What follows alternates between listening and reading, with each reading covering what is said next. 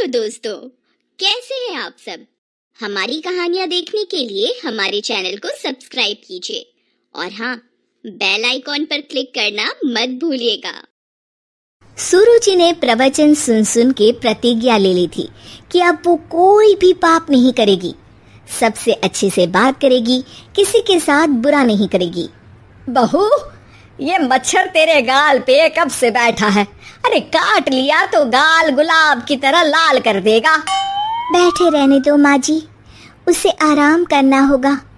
उसने मेरे गाल को अपना घर समझ लिया है, तो मैं उसे बेघर क्यों करूं? अरे ज्ञान की बारिश बाद में करना, अपने गाल का मच्छर हटा ले। मलेरिया हो गया तो तुझे आराम करना पड़ेगा। माँ जी, डेंगू मलेरिया तो सांसारिक बीमारियां हैं, हमें इनसे ऊपर ही तो उठना है ना। अरे बेटा, इनसे आदमी ऊपर ही उठ जाता है। क्या हुआ? काट लिया।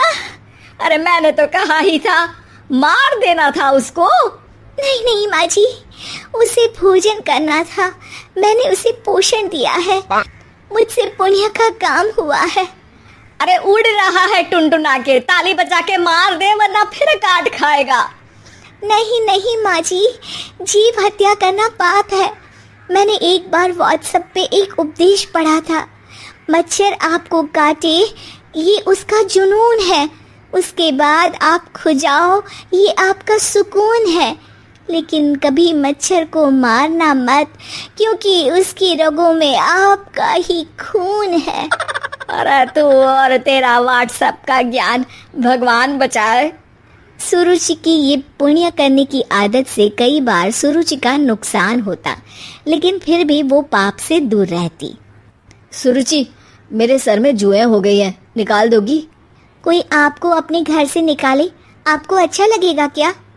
अरे लेकिन परेशान करती हैं जुएं, दिन भर सर खुजाता रहता हूँ। देखो, इसी बहाने तुम्हारे सर की चंपी हो जाती है। तुम्हें तो जुओं को थैंक यू कहना चाहिए। तभी बाहर से ससुर जी की आवाज आती है, बहू बहू। अभी आई बाबूजी।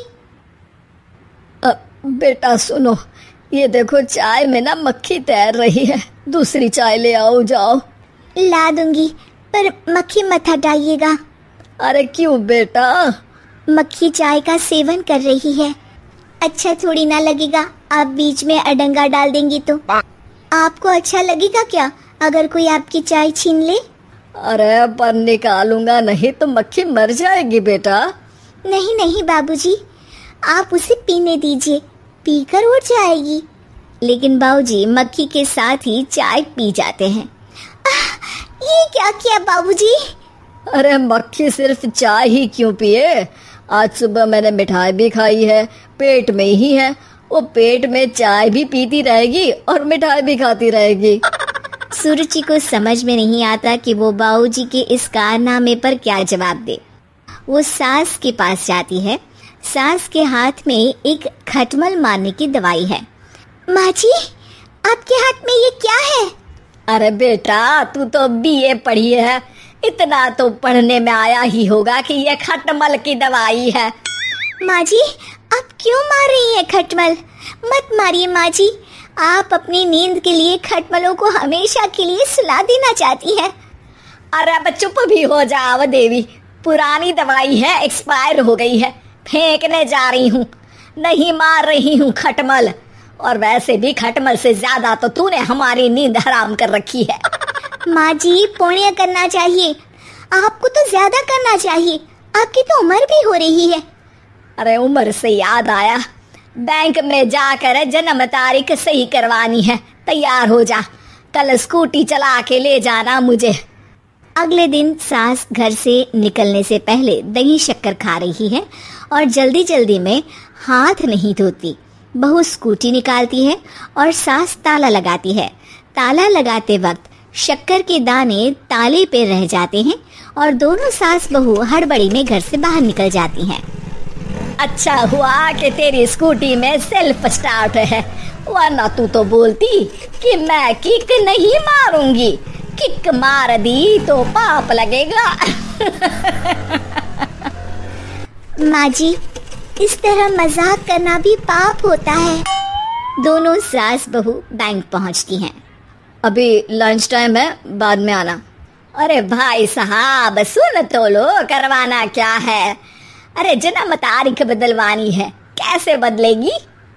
अब किसी और तारीख को पैदा हो जाओ। यही चुटकुला आप अपने मैनेजर को भी सुना पाओगे ना? वो भी हंस ले थोड़ा। अभी बुलाती हूँ। अरे रुकिए, ये फॉर्म भरिए और आधार कार्ड दीजिए। अरे राम रे, आधार कार्ड तो भूल ही गई, उसके बिना तो नहीं होगा। अरे बहू जा, घर से जल्दी से मेरा बटुआ उठा ला, उसमें मेरे सारे कार्ड रखे हैं। जा जल्दी लेकर आ, वरना बैंक बंद हो जाएगा और कल मुझे अपनी बहन के यहाँ भी तो जाना है ना। जी माँ जी, अभी गई और अभी आई। अरे रुक, चाबी तो लेकर जा घर की। बहू जल्दी से घर पहुंचती है, लेकिन घर पहुंचते ही देखती है कि ताले पे बहुत सारी चींटियां हैं, जो माँ के ताला लगाते वक्त हाथ से ताले पे शक्कर छूट जाने के कारण आ गई थी। चींटियां हट जाओ, मुझे आधार कार्ड निकालना है। बहू चींटियों को हटाती नहीं है, उनसे मिन्नतें करने लगती है। सुनो, हट जाओगी तो और भी शक्कर के दाने खिलाऊंगी। अभी सास का काम बहुत जरूरी है, मेरी बात सुन लो, मान लो। मैंने तुमको हटाया तो पाप हो जाएगा। चींटियां कैसे सुरुचि की बातें सुनती जब घर में ही उसकी कोई नहीं सुनता था। शाम हो जाती है पर चींटियां हटती नहीं है। तभी सास वहां ऑटो से आ जाती है। अरे कहाँ रह गई तू? बैंक भी बंद हो गया।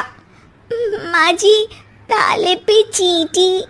सास पूरा माजरा समझ जाती है और बहू से कहती है, एक बात बता, सोच के देख, अगर मुझे खून की बोतल चढ़ानी पड़ी और उस पर चींटी बैठी हो, तो बोतल से चींटियों को हटा के मुझे बचाएगी या चींटियों को वहीं बैठा रहने देगी?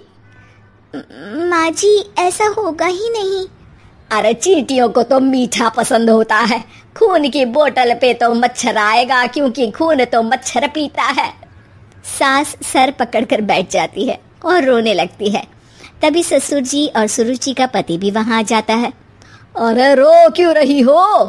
रहने दो जी, तुमको बताया तो तुम भी रोने लगोगी अपनी किस्मत पर।